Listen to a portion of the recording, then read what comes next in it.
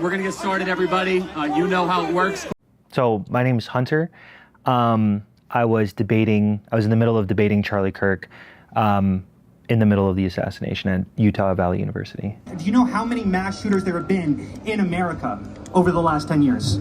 Counting or not counting gang violence? And we have 380 million Americans. I think we have more than 400 million guns already in civilian hands. So this whole idea of even reforming that, guns are here to stay. And there's counties and states that are always going to have guns available at gun shows and at pawn shops and gas stations and Walmarts and flea markets. And that's just the truth. And you can't walk back something that's so deeply embedded into our culture. Right. So that's a very sin of certainty thing where it's like, oh, there's a big shooting, gun reform, let's advocate for it. It's like, what? Yeah. The guns are already here. Why am I gonna be sad? I'm glad he's in the grave. A lot of comments like that. Nah, real shit though, how do we know that Charlie Kirk didn't die of a fentanyl overdose? You feel me? Like, we gotta wait on the toxicology reports come out, cause, okay, we might have saw a gunshot and shit, but we also saw somebody put their knee on somebody else's neck, and we saw other people still say that person died of fentanyl overdose. What was some of the rhetoric you saw online? And then I said... So, do you know how many transgender Americans have been mass shooters over the last 10 years? Too many. And I said, there's 5. And I said, do you know how many shootings there have been? I think maybe my memory's a little hazy. I haven't rewatched the videos, honestly. But it was something like this, which I knew the answer was, it was a little under 6,000. So I just watched a video of right-wing influencer Charlie Kirk being kissed in the neck by what some would call a bullet. The most interesting part that I've seen about this conversation is people saying that violence has no place in political ideologies. That violence has no place in political ideologies. And I, for one, would just like to say, hey, niggas get shot every day, B. What was some of the rhetoric you saw online that was like particularly insane to see? What kind of things were they saying?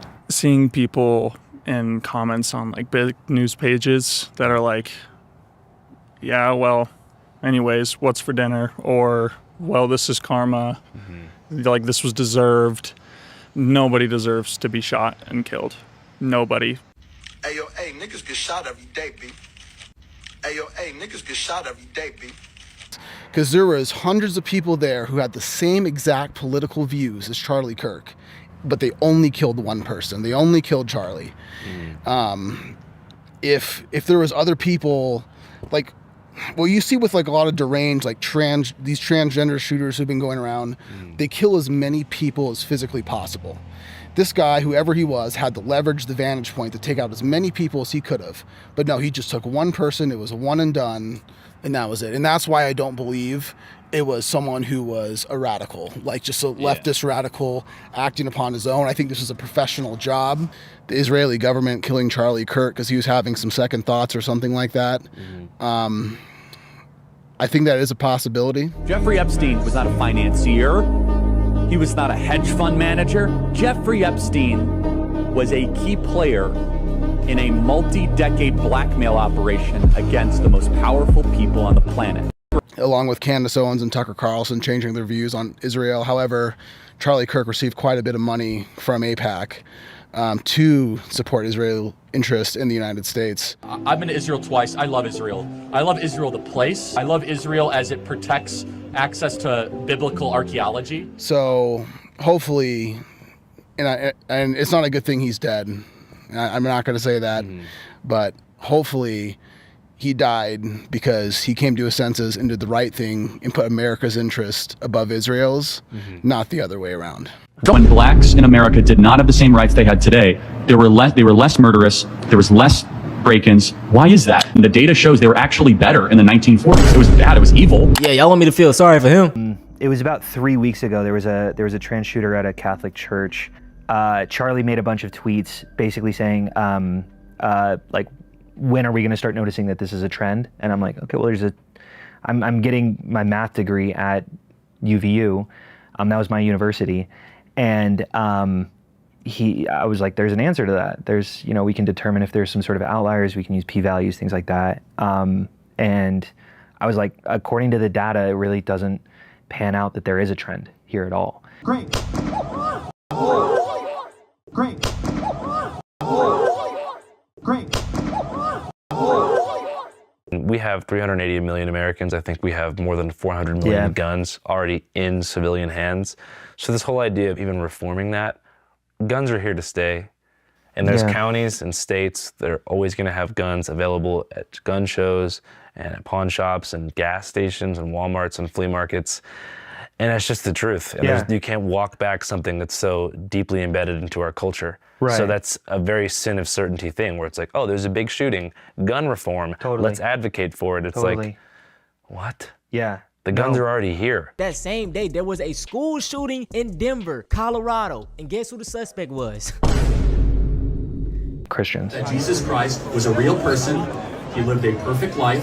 He was crucified, died, and rose on the third day, and he is Lord and God over all. Christ is King. But also, that 22-year-old Tyler Robinson from Washington County, Utah, is now under arrest in the Utah County Jail for the assassination of Charlie Kirk. Guess who took the life of Charlie Kirk? It was guess who took the life of Charlie Kirk? It was guess who took the life of Charlie Kirk? It was honey. Like, keep our fucking names out y'all mouth. We don't do anything. And mind you, y'all, even all of this stuff going on, it was a white man that did it. Why are HBCUs being targeted now? People are always trying to blame black people, man, but y'all always want our fucking sympathy. We don't do nothing to none of y'all, bruh. If anything, we kill each other. We have a problem internally, but guess what? They're still gonna blame us. And the reason it's like that internally is because of the systems that were set up. See, with our ARs, we're citizens. Without them, we'll be slaves. They're not assault weapons. They're sporting weapons. It's necessary to protect my family from tyrannical government. His assassination was the result of the climate of hate. But only I said the chickens came home to roost, and which means the same thing. Climate of hate means that this is the result of something. Why did you say that the civil rights bill should be overturned? I didn't say that. I said it was a mistake. Why? That's crazy. Now you gotta figure it out. I wouldn't be here. That's trouble. Who's that? Who's that? That's crazy. Now you gotta figure it out. I wouldn't be here. That's trouble. Who's that? Who's that? The Trump DOJ said that we should start talking about revoking gun rights for transgender Americans. do you think, is that, you agree with this? Is that a fair assessment or something like that? And he said yes. And when I said chickens coming home to roost, chickens coming home to roost, I said the same thing. Yeah. Long live all the ancestors: Malcolm X, MLK, Fred Hampton, RP George Stinney, RP Emmett Till, RP everyone that lost their life trying to just fight for us, man. Just trying to be equal, bro. We ain't want to be better than nobody. We ain't want none of it. We just wanted to be equal. You know what I'm saying? You know, we've been dealing with this for years. They feel like, oh, this shouldn't happen to Charlie Kirk, bro. We've been dealing with this shit for years, man. And you guys are all like 18 to 22 range, right? Yeah. Is he a pretty popular figure among your guys' demographic?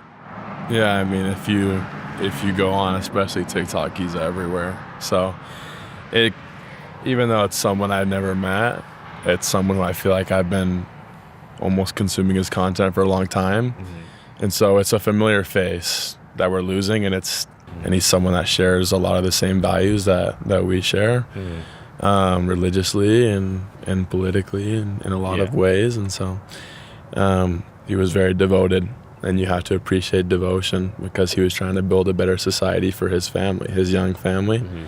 And at the end of the day, people can have their opinions, and people do. There's extremists on both sides. Mm-hmm. But this is really an opportunity for everyone to kind of mend and realize what happened and mourn before we go on. Mama,